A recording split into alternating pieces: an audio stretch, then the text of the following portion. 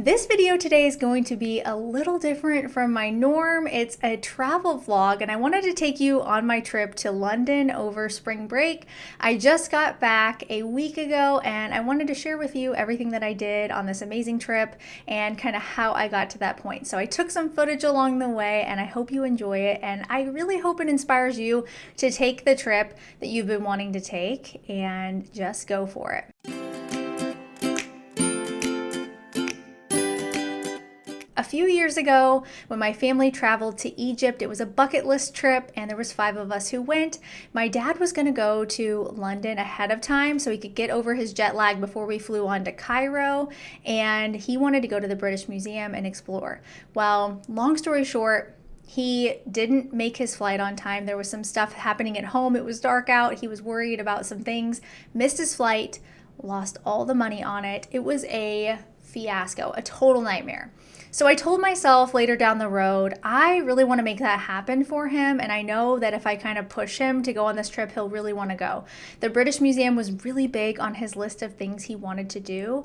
And I went in 2019 later that year when I visited a friend, and I'm like, oh, he's got to do this. So I decided that with my teacher business, I wanted to be able to make this happen for him and myself and do it all completely first class. And I knew if I set my mind to it that I could do it. So here is just kind of like the breakdown of all the stuff that we did, and maybe it might inspire you to take that trip, or maybe you might want to go to London, and this video will help you with that. This is the first leg of the journey. I had to stop and get coffee, of course, and I have to run by my classroom to put a fish feeder tab in the fish tank. Because I didn't get anybody to feed the fish while I was gone. So total teacher life.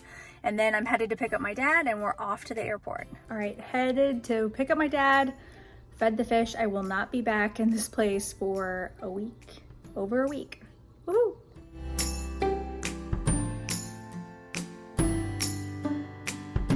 So the first day that we left, we had a travel delay and it was a nightmare. The airline delayed our flight from Kansas City to New York 3 separate times. And what ended up happening was we missed our flight from New York to London. It was an overnight flight. We were flying on JetBlue, first class in the Mint suites. Amazing experience, except then we were stuck at the airport and we'd been traveling, like waiting all day, and it was past the time of our flight. So the airline was like, you have to fly in the morning. Total nightmare. I'm still figuring out the paperwork for that to file a complaint. We ended up having to stay at the TWA hotel, which is inside of JFK's airport. And it's a really cool hotel because it's set in the 60s. However, the really uncool part was that we waited for 2 to 3 hours before we could even get a room. We were just sitting and waiting, so tired. And by that point, we were only going to get 4 hours of sleep in the hotel. So I'm trying to figure out that issue as well, with just kind of advocating for ourselves and the fact that our experience was not that great. We were glad to sleep a little bit and then get up and fly the next morning. And the experience on JetBlue was amazing. I cannot advocate for you on that note enough. If you have the means to do it, it is the most inexpensive first class flight I've found out there, and it was amazing. We had breakfast. They take your coat, they hang up your suitcase and everything. They put everything away for you. They bring you coffee, everything you could ever want.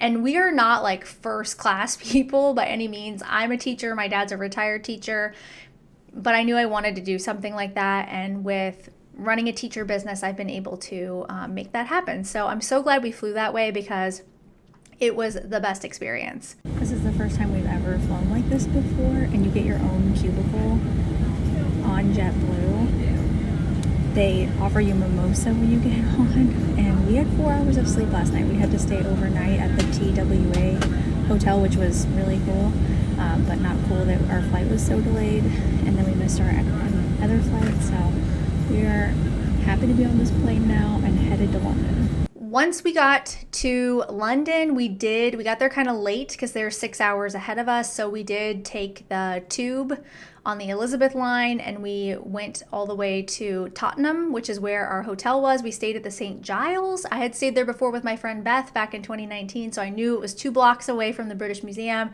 and it would be a safe and nice area to stay. And I'm glad we stayed there because it was easy to find. My memory served me well. So we kind of rested up and knew that the next day is when we were going to dive right in. So we went to this really cute restaurant near our hotel and had crepes and coffee, and then we headed off to the British Museum. My dad really wanted to see the Rosetta Stone and all of the Egyptian things, which was funny because once we got to the British Museum and you see all the Egyptian stuff, since we'd already been to Egypt 5 years prior, nothing compares to Egypt. But if you've never been to Egypt, the British Museum has quite the collection. The Rosetta Stone was really neat to see. Everybody races for that first, so just kind of plan ahead for that if you're going to go. The line starts getting around the block before they even open. So just kind of prepare ahead for that. We got here really early today. The other day we got here later and it is a lot less crowded. So if you're coming to the British Museum, come right away at 9 o'clock, get in line and just wait, because we were like the first people to see the Rosetta Stone. We walked around and just kind of got rid of our jet lag as much as we could and really enjoyed our first day there and checking things out. So after that, we decided that we were going to check out a really cool neighborhood. It's called Fitzrovia. It's near the area that we stayed. My dad needed a haircut really bad, so we went to this barber. His name was Nicholas. If you're in that area, he was very nice, gave my dad a great haircut, took his time, high quality, and it was just kind of fun to walk around. It kind of had like a Brooklyn feel if you've ever walked around Brooklyn before, and just cool little shops to check out, and not as crowded as the London streets. That's what I noticed the most, that it wasn't as crowded, which I liked. The next day, we decided to go to the Museum of Natural History. My dad's a big history buff and really wanted to check that out. They have a lot of dinosaur bones and that sort of thing. So we checked that out. It was very crowded as well. And he and I both aren't crowds people, but we knew that we kind of had to buckle up and get ready for that. It was raining, so that wasn't ideal. We did take the tube down there, so we navigated that the best we could. And the museum was really cool. They had lots of different things on display. So if you like museums, I recommend that. After that, we decided to go to Harrods. I'd never been there before, but we'd always heard about it, and we sat at the coffee bar, which was really nice, kind of like a exquisite type experience if you're wanting to have a really nice cup of coffee or tea. And I had this giant cookie that I had there, and then my dad had soup. It was really nice. We walked around the store. My husband had mentioned wanting some cigars, so we checked those out. He thought that, you could import them from Cuba, but that is not a thing. So we talked to the guys in the cigar shop. Very expensive, so that did not happen. And then later we went to Tiffany and Company because I have the charm bracelet that my husband had got me years and years ago, and every time I go on a significant trip I like to buy a charm at Tiffany. I'm not a big jewelry person that has a bunch of like expensive things, but I like to have that memory. Well, Tiffany discontinued the charm, so I found that out the hard way. I ended up getting another charm bracelet. They were very nice, or another bracelet. They were super nice there. It was a cute little area. I can't think of it. Kind of near Soho, I think. Cute shop, and very close to where I was eventually going to go to the Peloton class, which I'll tell you about in a little bit, but a nice area to like hop on and off the tube as well. So we did that. We were very tired after that day. We spent a long day out and about, and navigating the tube definitely called for an Uber at the end of the day because we were done with doing that. The next day, we went back to the British Museum actually because my dad was like, okay, let's get in line sooner. Let's be first and check out the Rosetta Stone. I'm so glad we did because we were the first people to walk up to the Rosetta Stone. And then he was able to get better pictures and footage of it. That was very important to him. So I'm glad that we were able to do that. Getting there really early is super smart because our experience from the first time earlier in the week to this time, 1,000 times different. By the time we left, it was very crowded. We did eat lunch in the restaurant upstairs at the British Museum. It was very good. I highly recommend that. And then we were able to just like check that off of our list. My dad felt like he got to see all the things that he wanted to see. Later that day, we ended up going to a park. I think it was in Russell Square. It was walking distance from the St. Giles, and they had this amazing Italian restaurant. It was like a hidden gem. It was called Cafe Tropea, and they were a family that had come here from Italy. They've been there for over 40 years. Their food was the best Italian food I've ever had. I've never been to Italy, but I imagine it was very similar based on the people.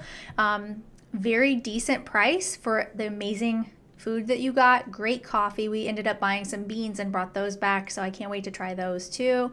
And just all around a really good experience if you're looking for a restaurant in that area.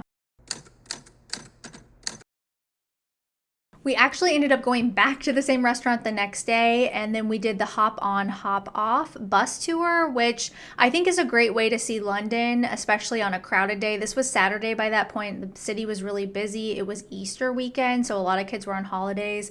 Retrospectively, that was not a great time to book our trip, but it was during my spring break as a teacher, and the old me would have been like apprehensive to book a trip over spring break. I usually like to stay home. I'm a homebody on those like short breaks, but I'm so glad that we went and then we did it. So if you're ever thinking about a spring break trip and not having enough time, remember you can probably add on some personal days. That's what I did because I knew when I came home I'd have jet lag, and just really like soak it in and not take life so seriously and enjoy moments, because you're never going to get those back. That's the one thing that we all have in common, is that time is fleeting and that we won't get time back.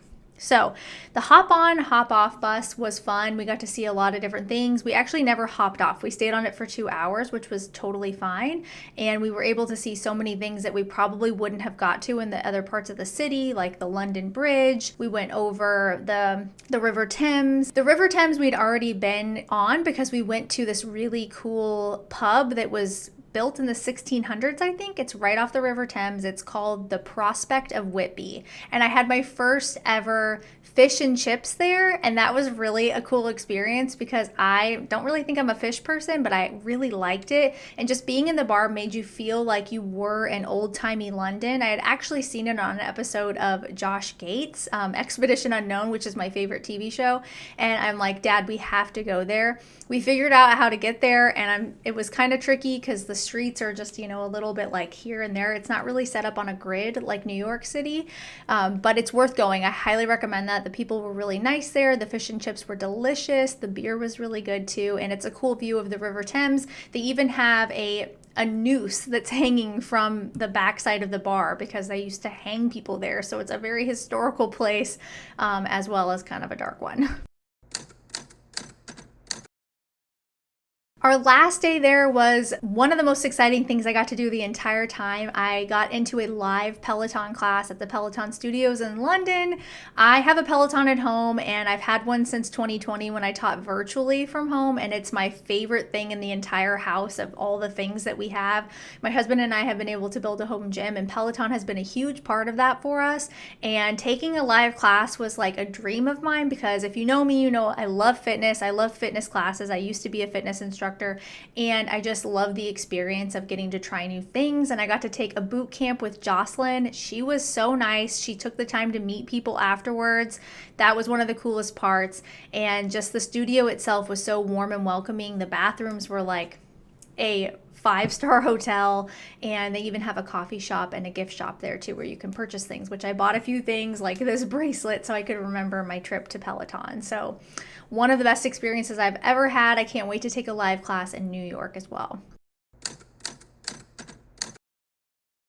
Flying home was great because we knew that the first leg of our trip was going to be JetBlue Mint again. We get to have our feet up, we could sleep. They give you everything you need, earplugs, a face mask, you get your own TV, all the food that you could ever want, and it was a great experience. And I'm telling you, if you can ever get a chance to fly that way, don't think that it's not possible, because I'm a teacher, my dad's a teacher, we were able to do it, and it really does make flying overseas so much nicer, knowing that you can put your feet up. I hope you enjoyed my travel vlog, stepping out of the normal content that I do here on YouTube, but I kind of wanted to give you a peek inside of my life and show you that I'm a normal person too, and I like to do fun things like travel and spend time with family. And knowing that you can do that when you're a teacher, and when you own your own teacher business, it makes it even better because you're not so worried about money all the time. And that's what this trip taught me, that life is short but sweet, and you can have memorable things like a trip to really tie a bow on something that you want to remember for a lifetime. So thanks for coming along on my travel vlog to London, and I'll see you next time.